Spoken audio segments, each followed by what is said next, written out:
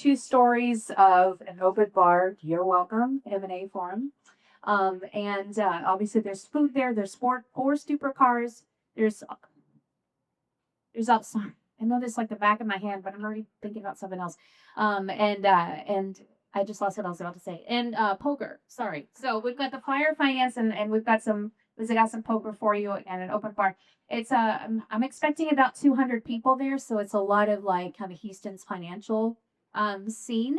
So a lot of people are using this as a client appreciation to bring a client on, whatever you need to do. However, so for M&A Forum, because you are very gracious sponsors, we do have a few tickets left that I'm happy to give you at the member rate. The member rate is $125.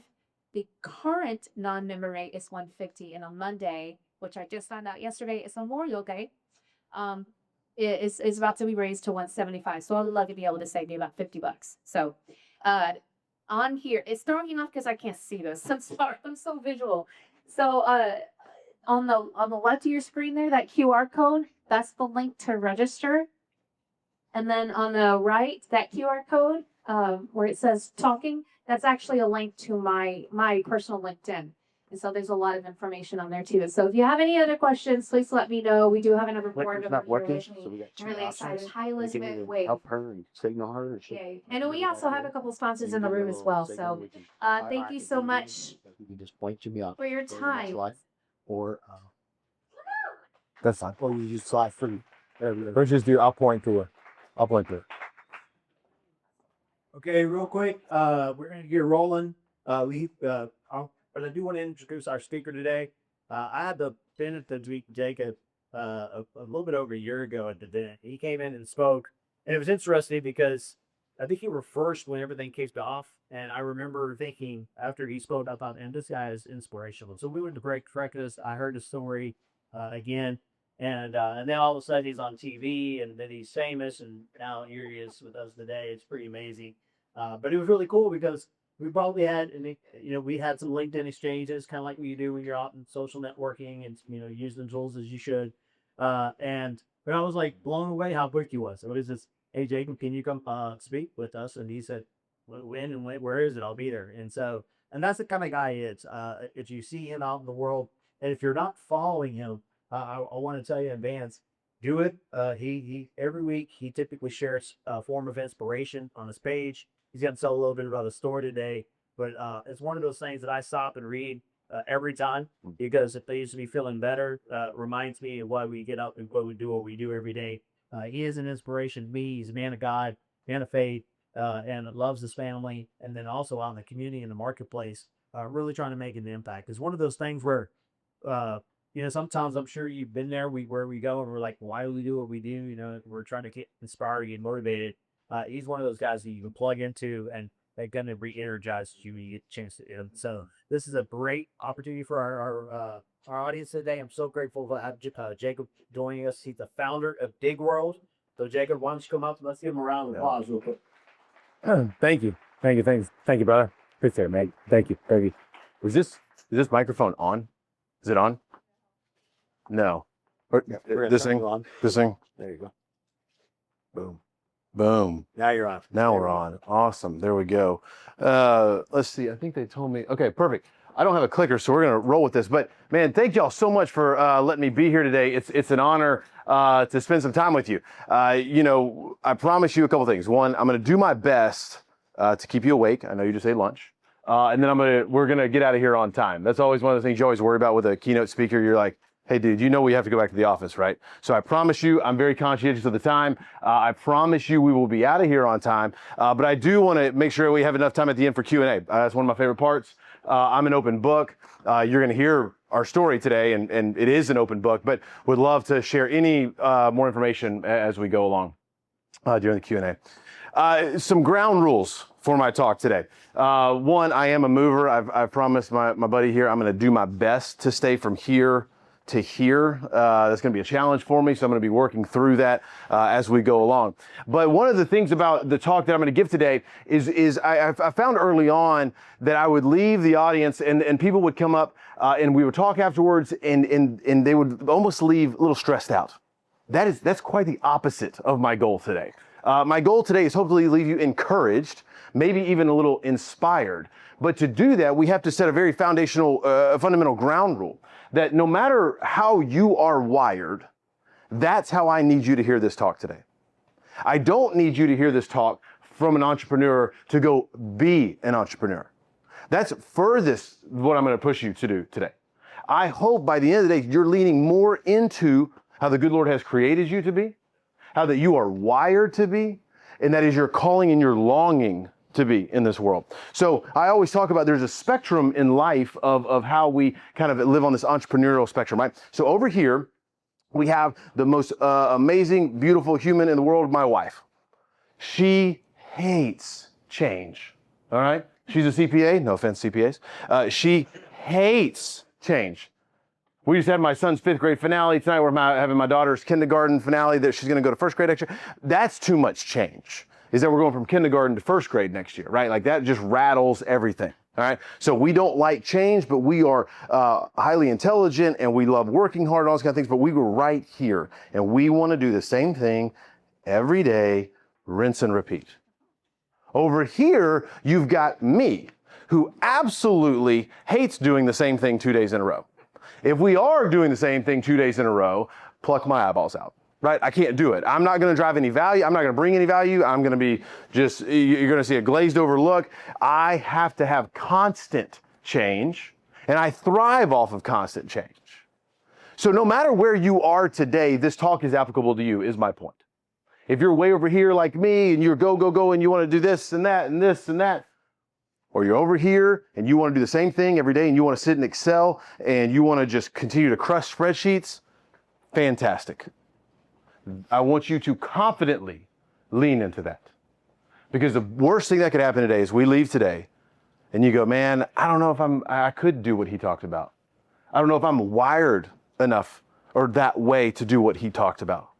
That would be a failure on my part. So those are our ground rules as we set out on our journey today. This is, oh, sorry, go back. Sorry, I didn't realize you ate Chase. This is my family. We'll talk about them real quick. We're going to talk a lot about them today to kind of just give you a visual of that. That's my amazing wife there. We met at Texas A&M. Whoop. We did have the traditional Aggie story. I came in freshman. Oh, nice. It's working. You're off the hook now. Traditional Aggie story. I came into college very committed to not dating freshman year. I was going to play the field, see what my options are. We met freshman year, started dating freshman year, got married 4 years later. We have confirmed that we did break up at one point our senior year for about 15 to 20 minutes. We are also very confident that's because I said something stupid. So we got married in 2012 here in Houston. We have lived in Houston ever since. Melissa's born and raised here in Houston. She had a real job coming out of college. As I mentioned, she's a CPA. I did not. And so I followed her to Houston, and we've been here ever since. We have 3 amazing kids. My oldest there, he's in the wheelchair. We're going to talk a lot about him today. Pierce, as I just mentioned, he just got done with 5th grade. He turns 11 next week. So it's a big day in our house. My middle there, my daughter, Annie, she's 6 and a half. She would be very frustrated if I did not throw the half in there. She is 6 and a half. And she is just this amazing hybrid of so many things. She is all sports and told me the other day she's going to be in the Olympics for soccer and swimming. Cool. And over here, she just wants to do art all the time. And she got picked to be in this art show. And so it's like just this amazing blend of how the Lord's created her. So I'm super excited to see how she continues to grow and develop. And who knows, we may be a dual Olympian. Who knows, right? And then my youngest, Spencer, he's 2. And I think he's going to like me one day. I think we're getting there. He is your 3rd born. He is a mama's boy. And he, we're getting there. We're getting there. But we have an amazing relationship, and he's very funny. And if life wasn't crazy enough, right? If we weren't trying to run a business, have 3 kids, and just survive life, right? Melissa and I were in New York last year. And we woke up. Unfortunately, the story has no hint of under the influence of alcohol. I wish you could almost blame it on that. We were sitting in Central Park one morning, sipping our coffee, and it was just a beautiful, crisp day in New York. I know some people hate New York. We love New York, but we're sitting in Central Park. It's just no clouds in the sky, and birds are chirping, and everybody's just running by. And it seemed like everybody had a dog. And so we just looked at each other and we said, we should get a dog, right? And so by the time we landed back in Houston, we had bought a golden retriever. So we just threw a golden retriever puppy in the mix. And every day since then, we've gone, why did we do this? And now it's like now it's like the kid getting in trouble thing. We're like, hey, your dog needs to be taken out. And it's like, that's your dog. But we were both in New York on that bench committed to getting a dog. I'm here to tell you. So we have a golden retriever puppy named Penny. That is just chaos. So that's who we are. And today, I want to talk to you about my story in building our theme park. So I've got 3 points for you. I'm going to run you through them. And like I said, then we're going to go Q&A. Baby. Oh, nice. It's down. First point, dare to dream. It's free. Mike Tomlin, former coach of the Pittsburgh Steelers, he said, when we were kids, we dream wildly. As we grow up, we dream realistically. We shouldn't. I got where I am today by being a ridiculous dreamer. Here's the reality. We've all gotten older, right? Every year we get older. Every year dreams die. For good and bad reasons, right? It's okay. Somewhere in high school, somewhere in college, you found out you're not going to be a professional baseball player, right? That dream had to die. Somewhere along the way, you realized you were not going to be president of the United States. Whatever your crazy dream was as a kid, that dream had to die because that's not reality. However, what we end up doing is we end up killing dreams constantly as we get older. And we just mask them with really good excuses. We mask them with spouses. We mask them with kids. We mask them with dogs. We mask them with jobs or money or the economy or this or that or whatever our excuse may be at the time. I do it. You do it. My challenge to you today as we talk is to dare to dream that crazy dream that you've either forgotten about, that you're still percolating but you won't commit to, that dream that you won't tell anybody out loud. The dream that I want you talking about today, and again, this could be relationally with your spouse, this could be with your kids, this could be with your job, this could be with your church, this could be with your community. This dream doesn't have to just be a work dream. You set out to be a very committed dad, and somewhere along the way, work took over or whatever it may be, and the kids got left by the wayside. Okay. How do we dream again about being that dad that we wanted to be, or that mom, or whatever it may be? The dream I want you thinking about today as we talk is that dream, and I'm not going to do this, but if I ask you to turn to the person to your right or your left and say, tell them that dream at that last second, you change it because it's that embarrassing. Because it's that crazy. You'd almost say it, and then you change it, and you'd mask it with something a little less crazy. The crazy dream is what I want you thinking about today. Dreams cost you nothing to dream, right? And somewhere in life, you're going to get forced to dream crazy dreams. That's what happened to me. As I mentioned, Pierce is 11. He was born in 2015, May 26, 2015. Happy, healthy baby boy. Started my first company June 1st of 2015. If you want a real good motivator to get out of the house and go sell something, have your first kid in the room next door and your wife is a CPA being like, you going to go sell something? We can talk about that later. May 26, 2015, amazing day. One of the best days of my life. My son was born. And life was great. Life progressed completely normally, whatever that means. We tried to figure out how to be new parents, right? They just told us kids don't sleep. Cool. But we lived up to that expectation. They call us kids cry a lot. Yep, we lived up to that expectation. And we just try to figure it out, right? You're that new parent, you're 20 minutes late to everything because you got to grab the 17 diaper bags, you got to grab all the pack and plays, all the strollers, and you have no idea what to do. And by the time the third one, Spencer, comes along, you're like, you can just sleep in the back of the car, right? Right? So that was us trying to figure it out, and life was good. Life was good. I remember telling a buddy that of mine, as I was driving down I-10 one day, he said, how's it? Life's good, man. Pierce is growing up. We're having a lot of fun. Melissa's back at work, new role, doing great things. Our cleaning business that we started, I don't know why I used air quotes. It was a cleaning business. Our cleaning business that we started is doing great. It started to figure out how to make money. And we were just figuring it out. And then in February of 2017, Pierce was almost 2 years old. On a Wednesday, Pierce got sick. Normal kid cold, right? No harm, no foul. Kids get sick. It's kind of our first experience with a sick kid. But we had friends that, hey, kids get sick, so you take them to the pediatrician. Go to the pediatrician says, yeah, hey, listen, common kid cold. Needs some rest. He'll get better. If he's got a fever the next 48 hours, you can come on back. Thursday, he got a little bit better.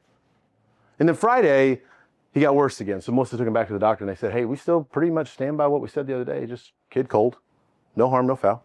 Here's some medicine if you want to give it to him, kind of a, little booster, get him through the weekend. Call us next week if he's still not feeling great.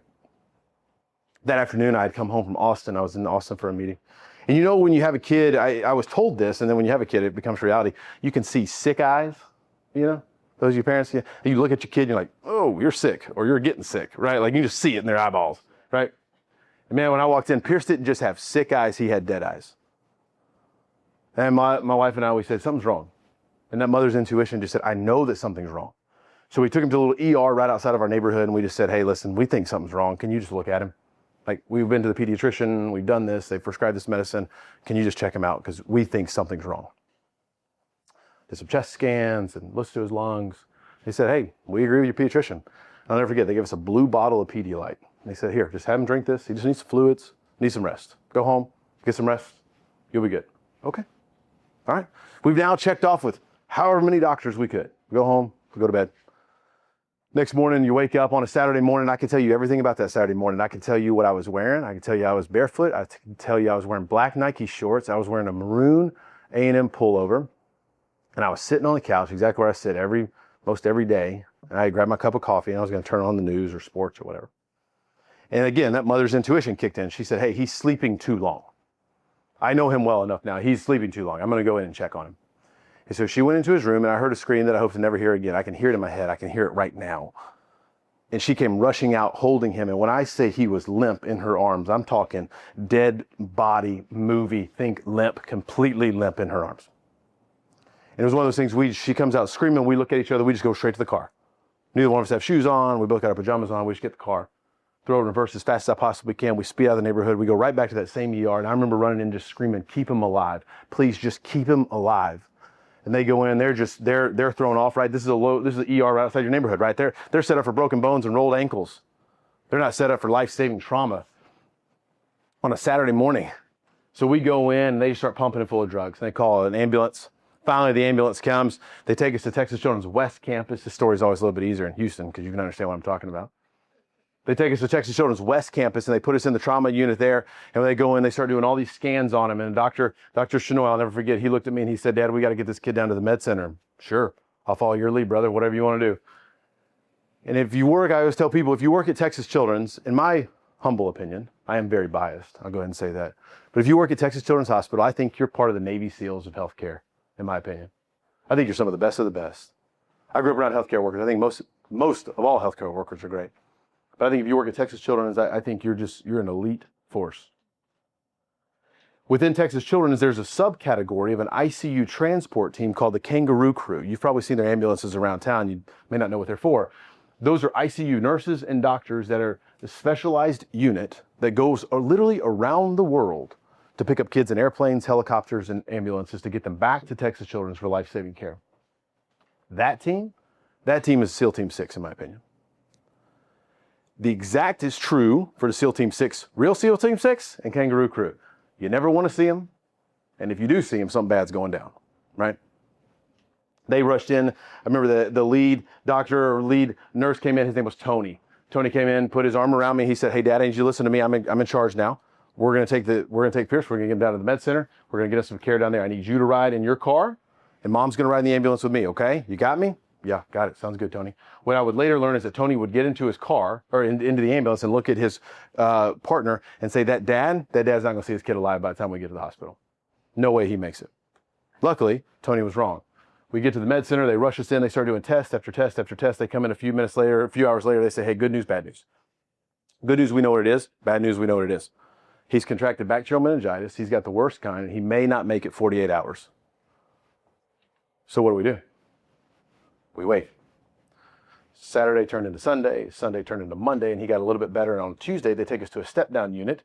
And I remember on the way out, a doctor grabbed me by the arm. Dr. Music grabbed me by the arm, and he said, hey, I need you to hear me. I don't think you're out of the woods yet. As the entrepreneur, the hard-driving, the optimist, the eternal optimist in me said, I don't want to hear that. Right? We're going to a step-down unit, baby. We're out of here. 14 days is what y'all told me. We're only going to be here 14 days. He said, hey, I just don't think you're out of the woods yet. I'll never forget that. That night, doctor came in about 2 a.m. She was doing her routine check. Pierce's feet started twitching. And she said, has he done that before? And I said, I don't think so. She said, I think he's having a seizure. I'm going to watch him again. If he does it again, we're going to hit the button. We're going to go back down to the ICU. All right, boom. Feet start twitching again. If you have a seizure that lasts more than 5 minutes, you're going to sustain some type of brain damage. Pierce seized for 18 hours straight before they put him into a medically induced coma. We were in the hospital 75 days, and when we left the hospital, Pierce is now nonverbal. I haven't heard him talk since February 3rd, 2017. He's deaf in both ears. He's epileptic. He has about 100 seizures a day. He's in a wheelchair, as you saw. Mental capacity, we'll call it a 6 month to a year. But he is the happiest boy you'll ever meet in the world. He sees the world the way that the good Lord desires and calls us to see the world. He doesn't care what skin color you are. He doesn't care what car you drive. He doesn't care what you do for a living. He doesn't care how many deals you've done or don't do. He doesn't care how much money you make, where you live. Doesn't care. He just wants to be with you. Just wants you to be present with him. And that's the same calling on our life, right? It's to love our brothers and sisters, to just be with people. And so in a lot of ways, Pierce sees the world the exact way that we were designed to see the world. And so life progressed. Melissa and I, we now had a special needs kid that we couldn't talk to. He couldn't talk to us. We had to figure out this whole new rhythm of life and whole new way of life. And 1 year turned into 2 years, 2.5 years in. We're starting to kind of figure it out again. We're starting to get our sea legs underneath us, right? And as a therapist would diagnose me later, I'm sure somebody would say that I was trying to figure out a way to fix the tragedy that had happened. I would say maybe that's right, but I would also say a calling. I remember I came in the house one day. Remember, I'm married to this person over here, right? We don't like change. We like to just stay in our lane. My in-laws, they're the same people. They're wired the exact same way. And here I just came in, the whole family just blew it all up, right? So I remember I walked in one day and they were in the playroom with Pierce. I got my in-laws in there and Melissa and Pierce. And I remember I walked in, I go, I got it. I know what we're going to do. I know what we're going to build. I know what we're going to create to bring people together. Sure, Jacob. What are we going to do? We're going to build a theme park. It's a normal, rational thing to do, right? We're going to build a theme park. I don't know why you're looking at me crazy, father-in-law. All right, Jacob, well, what kind of theme park are we going to build? Here's where it gets crazy. We're going to let kids operate real construction equipment. Unsupervised. What? Just trust me. It'll work. It'll work. I say that, and that's where the idea of Dig World came. I say all that to say, in that moment, we'll get to the moment in a minute, but in that moment, it cost me nothing to dream crazy dreams. It cost me nothing other than maybe my father-in-law's disapproval in the moment to come in and go, hey, we're going to build a theme park. Because we have this desire to bring people together and to love on people. And we've learned that life is short and life is sweet, so here's what we're going to do. And I'm going to have no regrets about it. Because the worst thing that would be for me is to become 60, 70, 80 years old and go, what if we had taken that shot? That's my challenge to you. Again, you do not need to go build a Dig World. But that crazy, burning desire inside of you to do that one thing that you're thinking about right now, man, wouldn't it be sad to sit here 30 years from now and go, what if I had just taken that shot? Dare to dream. It's free. Second point, operate out of imagination, not memory. Here's the deal. Memory can be a great thing. Memory tells you not to touch a hot stove. Memory serves a good purpose, right? But memory can also be our greatest enemy. Because right now you're going, yeah, Jacob, cool, I hear you. I'm going to dream crazy dreams. Got it. But you don't know. Memory's kicking in and telling you why you can't do it. I'm not. Memory is. Memory's telling you you don't have enough money. Memory's telling you you're not smart enough. Memory's telling you that spouse is going to say this is a crazy idea. Memory's saying that boss is going to laugh me out of the room. Guys, when I left my company to go start my first company, I had a boss that said, hey, Jacob, I'm going to call you in 8 years. You're going to have started 8 companies and all 8 of them are going to be failures. If you don't think that memory plays on my replay, I can tell you everything about that meeting. So much so I can tell you about it in this speech. Memory plays a huge role, good and bad, in our lives. My challenge to you, my plea to you, is just for a moment push memory aside. So we started out to raise money. I needed to go raise money for Dig World. Melissa said, how long is this going to take? I said, maybe 6 months. Maybe. 248. I don't think there's 248 people in this room. 248 investor meetings I had that told me no before we got yeses. 248 times where I'd walk in and they'd go, what are you here for? I go, hey, listen, I got a great business proposition for you. I'm going to build a theme park. Okay. Yeah, Houston probably needs a theme park. Where are you going to put the theme park? I'm going to put it in Katy. Okay, yeah, that makes sense. A lot of families in Katy, good demographic, spend money. What kind of theme park are you going to build? We're going to let kids operate real construction equipment. They'd go, get out of my office. I don't want to be anywhere near that. And don't tell anybody you were here, right? 248 meetings where I would get in my car, I'd drive in town to the restaurants. I'd sit over here and get coffee. Just for 15 minutes in, the person to tell me no. I'd get in the car, I'd drive 4 hours to Dallas. We'd be done by 9:30. Then you got to figure out what to do, right? 248 no's. They said it's not going to work. It's not going to happen. You don't know what you're doing. It's going to be bad. 248. Then we started getting some yeses. One yes turned into another yes, that turned into another yes, that turned into another yes. And then finally we were able to build this theme park. March 17th, 2022 came. That was going to be our grand opening day, or was our grand opening day. Listen to me here. There are two people in the theme park world. I know I'm a professional theme parker now. There are two people in the theme park world that have documented disastrous grand openings. Jacob Robinson and Walt Disney. I keep good company. Here's the deal. I've tried to search for words. I've tried to use AI as for our panel. I've tried to find the right words to describe how bad our grand opening was. Disaster and utter failure are really the only words that come to mind. Guys, it was so bad that I closed the park down. Not like, hey, we closed early. I know we were supposed to close at 5 today. People, we're going to close at 3. We'll see you tomorrow. Like, hey, we're closing down at 1 o'clock. I need you all to leave and don't come back. And we're shutting the doors and we're not opening tomorrow. That bad. I had kids crying. I had parents yelling at me. It was awful. And what I would like to tell you, I'd love to be able to stand up here and tell you, I'd be a much better inspirational speaker. If I could sit there, I told you, I go, I see the path forward, team. Don't worry. It's going to be A-okay tomorrow. But all that I heard were 248 people in my head. Dang, man, it took you 4 hours to prove them right. All of them were right. Not only were they right, you made them right on a public scale, right? These are clippings from that next day. Dig World closes abruptly after grand opening. New Katy theme park, Dig World closed for second grand opening. Dig World closes due to machine capacity. Guys, that picture was taken from a helicopter. That's how bad and crazy it was, all right? We started out with a 1.7 Google rating. Grandma's not even giving me a 2-star, all right? It was bad, bad. And memory says, just shut it down. Memory says they were all right. Memory says, dadgummit, you proved them perfectly correct. But imagination says, what if we get up tomorrow and we keep going? Imagination says, what if we could fix it? You saw the demand. It was bad. They had a bad experience, but they were there.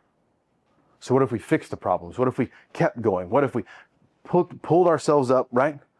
And put one foot in front of the other and just kept going? Because imagination says, maybe, just maybe, you were onto something here. You just really came out of the blocks stumbling. How do we keep going? That's what we did. We started putting one foot in front of the other. We started calling all the customers. We started apologizing. We started performing well. We started executing birthday parties and field trips and corporate events and all these things. We started doing what we said we were going to do. And 2 years in, we had raised our Google rating, praise Jesus, back to 4.6. Thank you. We're back. We're making money. It's working. Our investors are happy. Everybody's happy. Then I get an email that says, hey, Jacob, do you want to go on Shark Tank season 16? Delete. Hey, Jacob, trying to get a hold of you. We'd love to have you on season 16 of Shark Tank.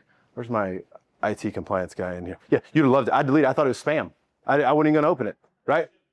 That's it. I just got rid of it. I said, you're not hacking me. You're not taking my money. I just delete everything, right? I'd delete the whole email account probably, right? Just delete it. Next day, Jacob, we're trying to get a hold of you. Season 16 of Shark Tank. We'd love to have you on the show. Sorry. I said, fine. Ashley, you can call me on my cell phone. Boom. Phone rings. Jacob. Finally, we're trying to get a hold of you. We'd love to have you on season 16 of Shark Tank. What show? Shark Tank. Yeah, no, I know Shark Tank. You're asking, like, you want me to be on the show, Shark Tank? Yeah, we'd love to have you on the show. We've been watching you from afar. We've been watching on social media. We've done all this research. We'd love to have you on the show. And again, it'd be a much better speech if I stood here and I go, let's do it, Ashley. But you know what I said? I said, no, I'm good. Thank you, though. Because memory started flooding back in my mind. Memory said, man, you pitched 248 people. Why on God's green earth would you go have those 5 tell you no? Why would you volunteer to sign up to be roasted on national television? Why would you let Annie have a dad that has a TikTok meme about him the rest of his life? Why would you do that to your family? Memory says, don't do it. You know they're going to ask you about grand opening. Don't do it. Don't do it. So I walk out to the kitchen, my super risk adverse, change adverse wife. I said, you're not gonna believe who it just called. I said, crazy. They want me to be on Shark Tank, the TV show. And she goes, you said yes, right? I said, no, I did not say yes. That's crazy. Do you not remember a few years ago? It was like 3 years that it took me to get money. Yeah, but what if they said yes? What if you got to go on the show and you got to talk about Pierce? What happens if you got to go on the show and they actually turned into creating more dig worlds? I'm like, dang, I do speak about that. Operate out of imagination, not memory. Imagination is what you can sit here today and you can go, yeah, I can't do that. I can do it. You're the only person holding you back. Last point. Maybe. Walk with elephants. What does walk with elephants mean? Well, you're doing it today. The good news is you've already figured it out. You find big people doing big things and you walk with them because that makes you better and it makes them better. I love coming to lunches and events like this. You're already doing this. This doesn't have to be preached to you. You're living this. You're net weaving. I loved that line earlier. That's what you're doing. And so as we went on the show, we got a deal with Robert Herjavec. We moved forward. We got a partnership with Caterpillar. I'm not talking like, I love the local guys. They're amazing. They're the whole reason Dig World exists. But I'm talking like Cat Inc. Yeah. Right? Guys, listen to me for a second. Cat has 3 partnerships publicly. Big partnerships.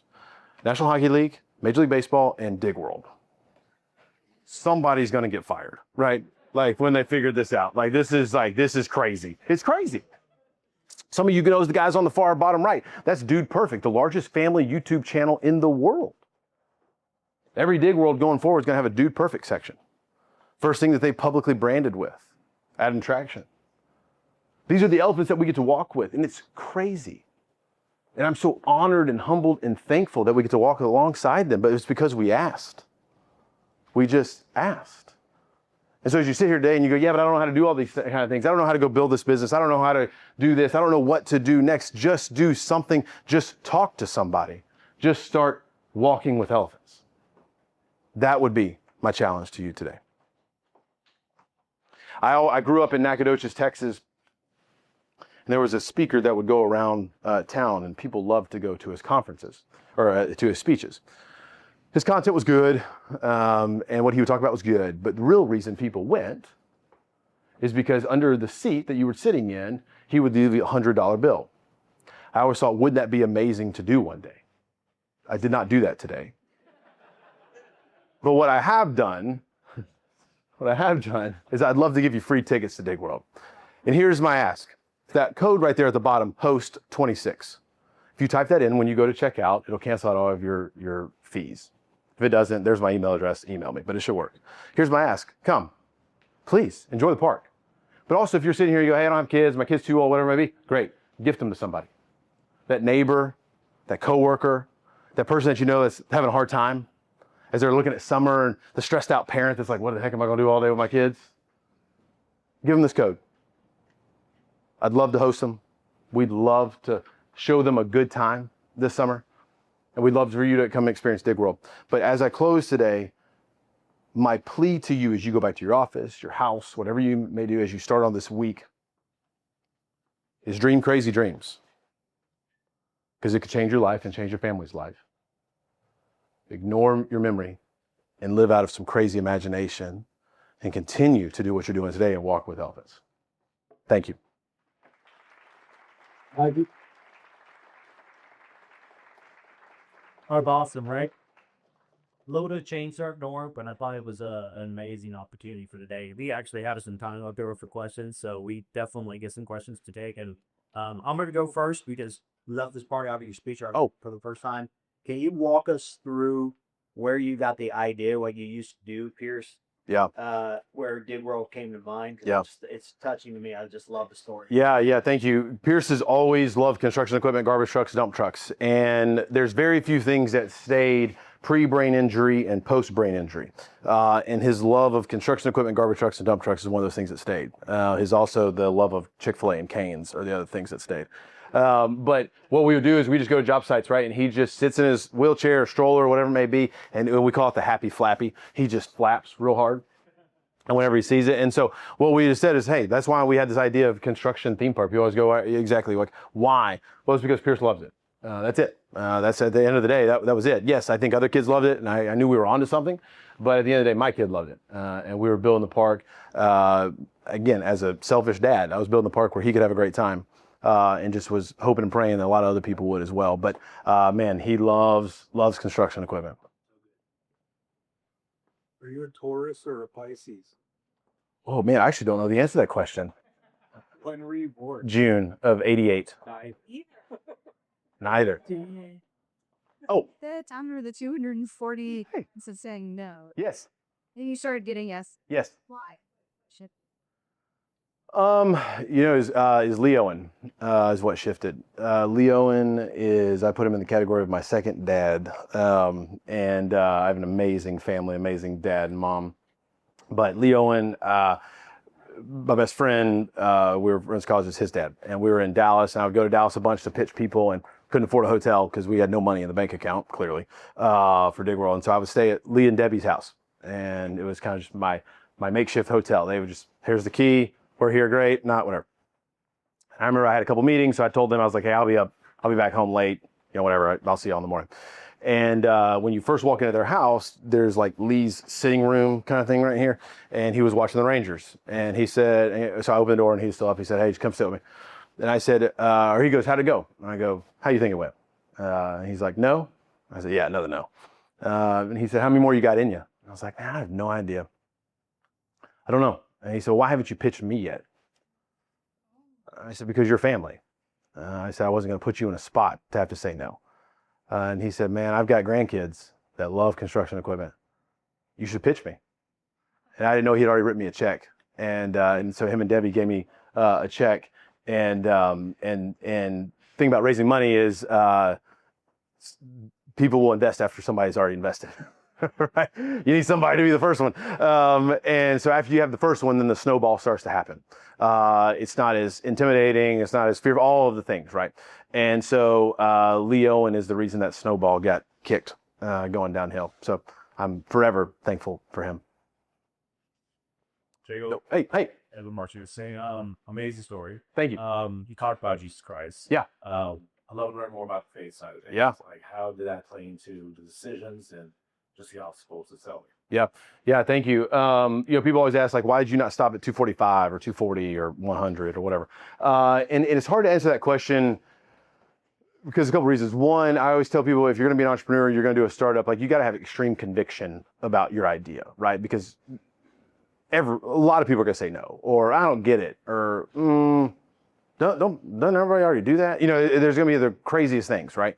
And so you got to have extreme conviction behind the idea. So that's one. But I feel for me with Dig World, it was a calling, and my faith is so important to me and Melissa. And I think after what we had been through with Pierce, when you're at the complete valley of life, right, and complete bottom. And we had already decided, hey, listen, for some reason that I'll never understand this side of heaven, this was God's plan for Pierce and our family. Then you start to surrender everything, right? Because then you go, okay, I can't control anything. Especially as a dad, right? As a dad, you learn real fast. You can't control anything in a situation like that. And so I think for us, it was an extreme conviction and an extreme calling that just wouldn't let me let it go. I do remember it was right after COVID. Melissa and I were walking, and she said, "Hey, how much longer until you hang it up?" And it wasn't like a, "Hey, I'm ready for you to hang it up." It was just like a general question. I was pretty bummed out. I said, "I don't know." I said, "I'm gonna give it 2 more weeks." And I don't want to say that and people think that like I put some timestamp on God and that's why I got the first yes. No, I think in God's kindness, He saw my tired and weary heart. It was just like, and again, the yes wasn't a major yes, right? Like it was just a yes. But how we run the whole business, right? Everything I do every day when I'm walking in the park, I say the same prayer, walking from my car to the park. Hey, this is not my park, it's your park. I hope we have a great day today. I hope we keep people safe. I hope we can love on people and I can show them Jesus. And I walk into the park. And I attempt to live that out daily. Sometimes people test my patience on that. But, we're in a customer service business at the end of the day. But no, thank you for the question. So you talked about all of the rough, it's tough, Yeah. extremely emotional moments. Yeah. You have overcome a lot of them, and you will continue to have those that can blame you. What process have you mastered in your eyes? How to solve the next time something shows up? Yeah, it's a great question. I am a solutions-oriented leader, right? Hey, everybody's gonna have problems. Every business has problems. You're gonna have a problem when you walk out of here and you open up your email from when you get in the car, right? You're gonna have some problem that pops up. Problems are not gonna stop us. It's how do we fix it, right? And I think I tell people all the time, leading my cleaning company, I think there was a version of Jacob's leadership that's pre-Pierce getting sick and post-Pierce getting sick. Pre-Pierce getting sick would be stressed, bummed out, frustrated. How do we fix this? How do we go win more accounts? How do we do this, this, and this? Post-Pierce, there's no competitive drive that's been lost. It's still, let's go conquer the world. But a problem's just a problem and we'll figure it out. Okay, got it. How do we solve that? Got it. What do we do? Got it. Who are we calling? Got it. How are we moving? Just keep moving, right? And there's a time and place to sit and be frustrated and take that in. But most of the time in business, it's just who's going to just keep moving, right? Somebody said one time I was listening to this talk, and it's the ebbs and flows of entrepreneurship, right? The highs and the lows. The winner is the person that can just stay right here, right? The person that knows how to celebrate and the person that knows how to be bummed and sad, but right here, even kill. And that's what we try to live. Like, great, it was a low revenue day. And like I used to get super stressed out about the weather. It's going to rain all weekend this weekend. It's going to hurt my revenue numbers. I can either stress about it for some reason, or I can just, it's the weather, right? I mean, I chose to have an outdoor business, right? So how do we start marketing to make next week even better? How do we just keep moving, kind of thing? I have a question over here. Oh, hey. I think a lot of us, I think it's fairly safe to say that there are lots of parents in the audience, and I can't help but notice how you really frame things into getting in the mind of a child and use an imagination to dream big. Have you put any thoughts into the upcoming generations? Because I mean, they're bombarded with, number one, rote memorization, do great in school, then the negativity of the world kind of puts them in a box where they aren't able to break out, Yep. get into the imaginative state. My question is more of what thoughts do you have on as far as motivating kids to get to that place? Yeah, so love that question. Two answers to that. One, I think that's Caterpillar's big affinity for us, right? And I think that's one of the reasons that we've latched onto them and they've latched onto us, is because we are hopefully inspiring and training and educating the next generation, right, of this industry that's out there. And hey, listen, you don't just have to sit and code. You can operate machines and make a great living, fantastic living. And so I think that's one. The other thing, when you start a business, there's all these things that you think and you know that you're going to be able to do. And then there's also these things that come along that are these side benefits that you didn't anticipate. One, this is going to sound obvious as I say it, but in the moment, I don't think I really planned on it. I feel like I'm a part-time youth minister as well. We employ 98% high school kids. That's my workforce. And everything you just said is, I mean, I have employees flashing through my head right now of those people that are living in those beat down boxes, those stressed out, bad family situation, whatever it may be. And we get to come along as an employer, at the most simplistic terms, but friend, mentor, all those kind of things, and love them, encourage them, and say, hey, no, this is not you, right? Social media doesn't get to define you. Your parents don't get to define you. This one mistake you made in high school doesn't get to define you. Where are we going to conquer the next big hill in your life, whatever that is? And so it's been really fun to watch whether kids that have graduated high school and gone to college, or kids that have graduated and moved on, come back into the workforce in the summer and see that change in them. But also just kids that come back and go, hey, I got this job because you taught me how to talk to an adult, and I'm thankful for that. And so those have been some amazing side benefits, but really inspiring that. But also another thing to answer, sorry to go long winded. One of the other things I love too is recreating the family unit, right? Like, and whatever that may be, whether it's grandma, grandpa, aunts and uncles, right? It doesn't have to be the standard traditional family unit. The collective family unit, when they come to the park, almost like a reset, right? Because yes, you are going to have your phone out to take pictures. That's one of our great marketing things, right? Like you're going to take a picture of your 3-year-old driving an excavator. Love that, right? But we're not an interactive phone park. Like we're not a big scan this and get this or this and this and this. Like really, you're gonna pull your phone out, take pictures. That's it. Other than that, it's you and the machines, right? And we've had a real big push. It's funny to listen to this panel. Like we've intentionally. I mean, I sat with the CEO of CAT a couple weeks ago, and he said, "Hey, you know, we've got all these AI tools with the machines." I'm like, "Hey, listen, I love that. I don't think that's for us. We truly want to be in get kids off screens." For a couple hours, get the family off the screens, right? We always blame the kids. Get the parents off the screens too, right? And come to the park and just escape the world for a second. So that's what we're trying to achieve, all those things simultaneously in a fun, memorable experience. Hey. Yes, thank you. My question is about the learning curve, like getting into the construction sort of business. I know it seems like that was your passion, but you have to overcome like a learning curve, like a steep one, and perhaps you had to have like a team Yeah. to help you navigate different aspects of it. Oh, Sure, like how you approach forming that team. yeah, great question. On the learning curve, quite literally everything would be the answer. I was not in the construction business. I had operated a couple pieces of machinery growing up in East Texas, but nothing like this. And I knew zero about theme parks. I knew zero about running birthday parties. I knew all these kind of things. We invented everything from the ground up. But I had a mentor of mine one time told me, when you start a business, I don't love the saying, but I get what he's saying behind it. He said, you got to beg, borrow, and steal, right? And I don't love the steal part, but you got to beg and borrow, right? And I think a lot of people would come alongside and say, hey, have you thought about this? Or hey, have you thought about this? And all jokes aside, the theme park business is a very friendly environment, and people love to, hey, you should do this. Hey, this is how your P&L should be set up. Hey, this is a vendor you should work with. Don't work with these guys. All these kind of things, right? That helped us. It's funny, as we're building our second park in Dallas right now that'll be open next month, my business partner who joined me last year, he like yesterday, he called, he's like, hey, why do we do this? I'm like, I don't know. We just kind of made it up. If you want to change it, we can change it. Like there was no like hard reason why we did that, 4 years ago. We just did it. And so the learning curve has been super steep, but we've put good people around us, a lot smarter around us. That's our goal.